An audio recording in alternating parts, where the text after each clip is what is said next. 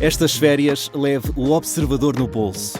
Na praia, no campo ou entre viagens, acompanhe toda a atualidade sem limites. Assine com 40€ de desconto e habilite-se a ganhar uma estadia de 2 noites num dos hotéis boutique da Small Portuguese Hotels. Este verão, desligue da rotina, não da informação. Assine em observador.pt.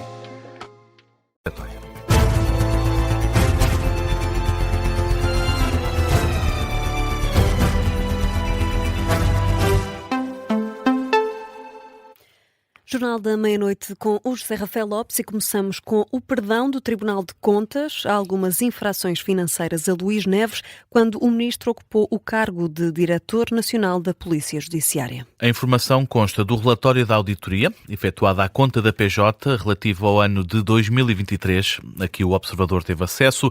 A auditoria apenas foi concluída a 17 de dezembro de 2025 devido à demora na entrega de todos os dados necessários para o escrutínio da gestão financeira da PJ. Em causa estiveram, sobretudo, um contrato com a Petrogal, sociedade anónima, para a compra de combustível e um outro contrato com a agência de viagens Clube Viajar, ambos formalizados em 2023 e que o organismo, presidido por Filipe Calvão, considerou não terem respeitado as regras da contratação pública. O contrato com a Petrogal para a compra de combustível foi assinado em março de 2023, autorizado por Luís Neves, com um valor proposto acima de 500.000€, já com o IVA. O contrato foi formalizado depois do início da prestação do serviço, mas executado como se tivesse existido desde a data inicial. O relatório da auditoria esclarece que esta infração poderia levar a uma multa que pode chegar até aos 18.000€. Já sobre o contrato com a agência de viagens Clube Viajar, tudo começou com um processo por ajuste direto, fundamentado em motivo de urgência imperiosa, mas que apenas foi formalizado depois. O valor original deste contrato estava em 190, quase 200.000€, que seriam pagos pela PJ. Foram feitas depois 2 alterações por ajuste direto, com o valor final a ficar perto dos 700.000€. Esta sucessão de contratos e de renovações foram também configuradas como infração financeira, com uma punição por multa nos mesmos valores da infração anterior, ou seja, uma multa que poderia chegar aos 18.000€. E mais uma vez, o Tribunal de Contas aponta como responsável Luís Neves, na altura, Diretor Nacional da Polícia Judiciária.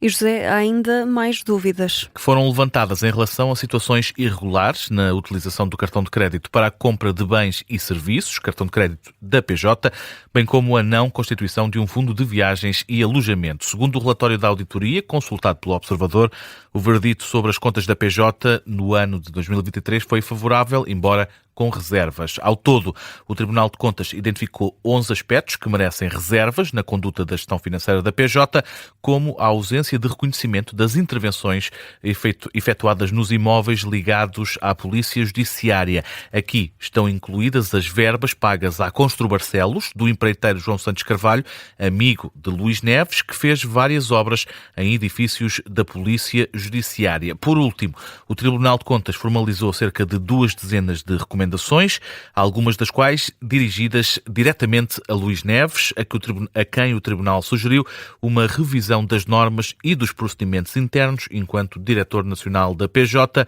Esta é a manchete do Observador, um artigo assinado pelo jornalista João Paulo Godinho. André Ventura acusa Luís Montenegro de cobardia política na reação à crise migratória em Ceuta. O líder do Chega diz que tanto a União Europeia como o Primeiro-Ministro estiveram mal e acusa Luís Montenegro de querer agradar a Pedro Sánchez. Acho que a Europa esteve muito mal e acho que o nosso Primeiro-Ministro esteve muito mal, francamente.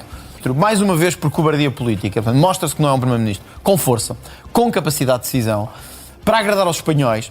Vem dizer, não, isto não se justifica ainda, etc. Itália, a Primeira-Ministra Giorgia Meloni, que não faz fronteira com Espanha, veio imediatamente dizer que quem trata assim as fronteiras não merece estar no espaço Schengen e que Itália não se vai sujeitar a risco Itália tem uma história... a Espanha.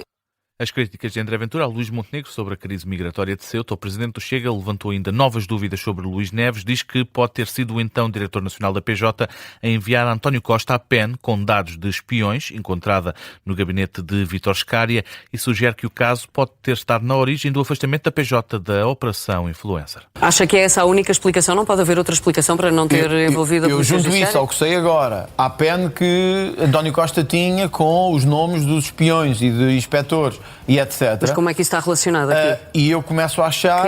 Onde é que a PEN está relacionada com Porque Luís é a informação que foi dada ao Primeiro-Ministro por alguém que sabemos que era muito próximo dele, que era Luís Neves. E, portanto, toda a gente sabe... Mas tem provas de que foi Luís Neves que deu essa Não PEN? tem provas, mas acho que deve ser investigado. Por isso é que há uma CPI. Porque hoje há elementos muito sérios que estão à nossa frente que mostram que Luís Neves se deixou levar por cumplicidades políticas na gestão de uma instituição que tem que estar acima de toda a suspeita. André Ventura, em entrevista ao canal News Now, onde foi ainda questionado sobre o Orçamento de Estado, o presidente do Chega diz que ainda é cedo para pensar nesse tema. O Governo está focado no combate aos incêndios e vai estar atento às recomendações da Comissão Técnica Independente sobre os Incêndios de 2025. Foi o que garantiu o Secretário de Estado da Proteção Civil depois de uma reunião sobre os incêndios que afetaram o distrito de Vila Real, nomeadamente o fogo começou em Valpaços no final de julho e que até este sábado atingiu cerca de 15 mil hectares neste concelho, sendo que durante o combate às chamas o fogo alastrou-se para Mirandela, Vinhais e Macedo de Cavaleiros, já no distrito de Bragança. Rui Rocha admite que o mais importante é o combate aos incêndios, já que é a fase crítica da operação deste ano.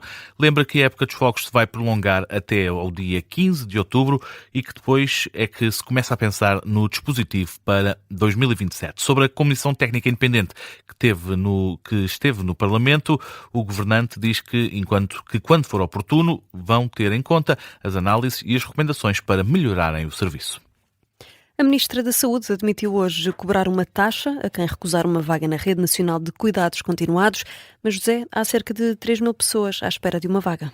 Um número que aumentou quase 60% face ao final do ano passado. O objetivo do Ministério da Saúde é evitar que os doentes com alta clínica continuem internados no Serviço Nacional de Saúde, quando existe uma resposta alternativa disponível. Os representantes das unidades de cuidados continuados e administradores hospitalares dizem que, por si só, a medida não resolve o problema e defendem que é preciso criar ainda mais vagas. Nos últimos 2 anos, a capacidade de resposta aumentou, é certo, ainda assim, não chega para responder à procura. E dizem os representantes das unidades de cuidados continuados que há utentes que esperam uma vaga durante meses. E este é um artigo que faz manchete, esta hora em observador.pt, é assinado pelo jornalista Tiago Queiro. Em Ceuta foi revisto em alta o número de mortos na sequência da crise migratória. São agora 79 vítimas. O Instituto de Medicina Legal de Ceuta recebeu os corpos de 79 pessoas que morreram a tentar atravessar a fronteira para a Espanha. 2 pessoas terão morrido ainda antes de chegarem a Ceuta, ainda antes de entrarem no mar por doença súbita. Os outros 77 morreram na água afogados durante a travessia. 2 dos mortos foram identificados através de impressões digitais, uma vez que estavam registados em Espanha. É o que diz o comunicado do Instituto de Medicina Legal de Ceuta. O Qatar diz que estão em vigor esforços para tentar reduzir as tensões entre Estados Unidos e Irão. Que continuam à procura de um acordo para terminar as hostilidades no Médio Oriente. O emir do Qatar falou ao telefone com Donald Trump para tentar colocar alguma água na fervura e diminuir as tensões entre os dois países. Durante a chamada, o presidente dos Estados Unidos terá elogiado o papel do Qatar em apoiar os esforços diplomáticos e facilitar um acordo, mas não abordou a possibilidade de um entendimento ficar fechado esta quarta-feira. Perante esta situação, o investigador de História Militar, Pedro Nascimento, admite que quer o Irão, quer os Estados Unidos procuram esse entendimento, mas nenhum dos países quer dar o braço a torcer e dizer que teve de ceder perante o adversário. Eu creio que nenhum dos dois quer assumir uma negociação direta. E isto acontece porque, na geopolítica, a percepção é muitas vezes tão importante como a realidade. Ambos querem um entendimento para reduzir a tensão no estreito, mas nenhum quer transmitir a ideia de que foi obrigado a sentar-se à mesa pelo outro. Por isso, a diplomacia está a avançar, pelo que parece, mas a narrativa continua a ser uma arma de guerra. Pedro Nascimento, no Gabinete de Guerra, aqui na Rádio Observador, o investigador de História Militar, destaca ainda a ação dos Houthis junto da Arábia Saudita. Diz Pedro Nascimento que este grupo rebelde alarga o conflito a mais regiões e a mais países. José, vamos a outras notícias em destaque. O primeiro-ministro de Israel recusou hoje a retirada das atuais posições do exército na faixa de Gaza até que o desarmamento do Hamas esteja concluído. Esta é a primeira reação de Benjamin Netanyahu. Surge depois do acordo anunciado na semana passada pelo presidente norte-americano. Donald Trump abordou as próximas etapas do cessar-fogo, que prevê a retirada de Israel da faixa de Gaza e também o desarmamento do Hamas. Mais de 400 pessoas foram detidas por suspeitas de ligação aos incêndios florestais em França, fogos que queimaram 120 mil hectares desde o início do verão, é o que diz o ministro do Interior francês. Das mais de 400 pessoas, 156 são menores.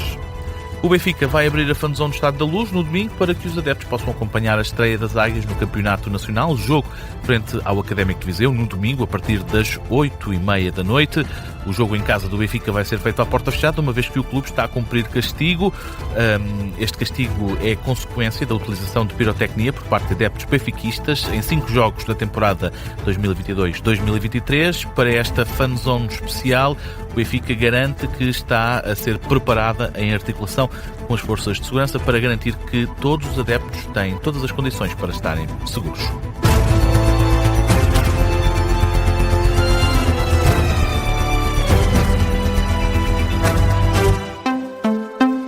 Este programa tem o apoio de BetClick.